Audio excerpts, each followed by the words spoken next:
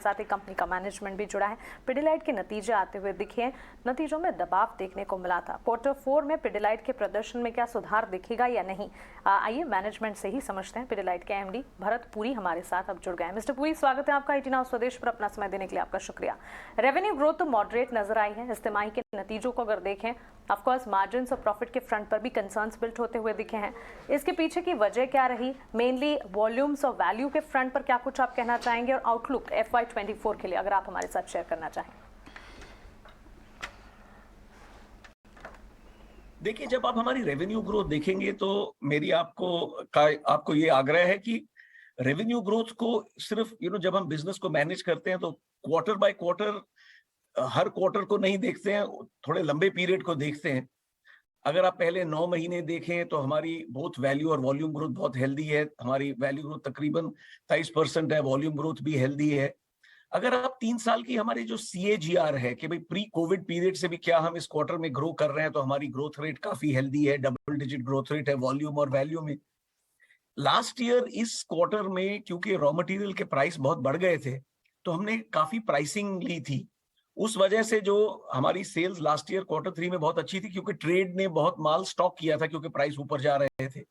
इस साल ऑब्वियसली ऐसा नहीं था, तो इसलिए प्राइमरी सेल्स में ऐसा लगता है कि भाई देखिए ग्रोथ मॉडरेट है, कंज्यूमर और बिजनेस की 7% है, but when we look at our secondary sales we believe it is satisfactory.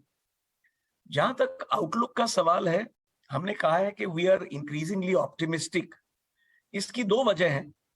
एक तो ये है, जो हेडविंड्स थी, जो हमें लग रहा था कि भाई जो प्रॉब्लम्स अभी डिमांड के लिए हैं, स्पेशली रूरल और सेमी अर्बन इंडिया में, वो कम हो रही हैं। क्रॉप अच्छा है, मॉनसून अच्छा रहा है, लग रहा है कि गवर्नमेंट भी रूरल और सेमी अर्बन एरियाज में ध्यान दे रही है, तो हमें लगता है कि जो रूरल और सेमी अर्बन एरियाज, इनकी डिमांड भी वापस आएगी। जो टेल विंड्स हैं, हमें काफी एडवांटेज मिली है 2 चीजों से। एक तो जो रॉ मटेरियल के दाम है वो काफी गिर चुके हैं, जैसे कि जो हमारा मेन रॉ मटेरियल है वाइनाइल एसिटिक मोनोमर, लास्ट ईयर इस टाइम पे उसकी कॉस्ट $2,500 प्रति टन थी। आज की तारीख में ये तकरीबन $1,200 प्रति टन है। तो जैसे जैसे लग रहा है कि इन्फ्लेशन अब बॉटम आउट हो चुकी है, मॉडरेट हो चुकी है, इसका फायदा हमें अभी लास्ट क्वार्टर में इसलिए नहीं मिला क्योंकि हमारी इन्वेंट्री, जो हमने माल खरीदा था, वो हाई प्राइसेस पे था। अब Q1 और ये Q4 और Q1 में आपको इसका फायदा दिखेगा।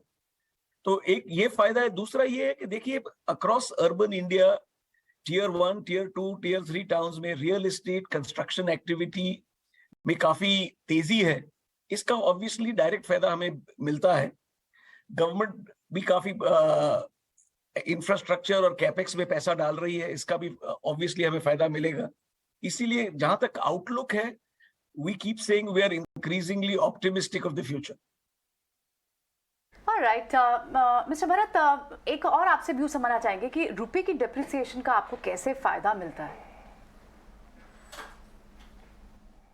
देखिए, जहां तक हमारा सवाल है, हमें नहीं लगता कि हमें प्राइस हाइक लेनी पड़ेगी, अनलेस कोई ऐसी चीज हो कि अगर कोई नया प्रॉब्लम हो। आजकल देखिए जो भी हो रहा है वो अनप्रिडिक्टेबल हो रहा है, वो रशिया यूक्रेन हो या उससे पहले कोविड हो। अगर कोई अनप्रिडिक्टेबल फैक्टर्स नहीं हो, जब प्राइस बढ़े थे हमने पूरी प्राइसिंग नहीं ली थी, उस टाइम पे हमने अपना मार्जिन थोड़ा डिप्रेस कर दिया था, क्योंकि हमने कहा था कि भाई देखिए, हमारे हिसाब से ये रॉ मटेरियल प्राइसेस अननेचुरल हैं, ये वापस आएंगे, और अब वापस आ चुके हैं। उस टाइम हमने सिर्फ 75% इन्फ्लेशन का प्राइस लिया था। डेप्रिसिएटेड रुपी भी हमने अपने कॉस्टिंग में डाल दिया है। हमारे हिसाब से अगर कोई और नई चीजें नहीं होती हैं तो हमें अगले 3-4 महीने में कोई प्राइस इंक्रीज लेने की जरूरत नहीं पड़ेगी। ऑल राइट, थैंक यू, बहुत बहुत शुक्रिया आप मिस्टर पुरी आज समय देने के लिए और हमसे बात करने के लिए, पिडिलाइट के नंबर्स पर अपने रिएक्शन देने के लिए बहुत बहुत शुक्रिया आपका।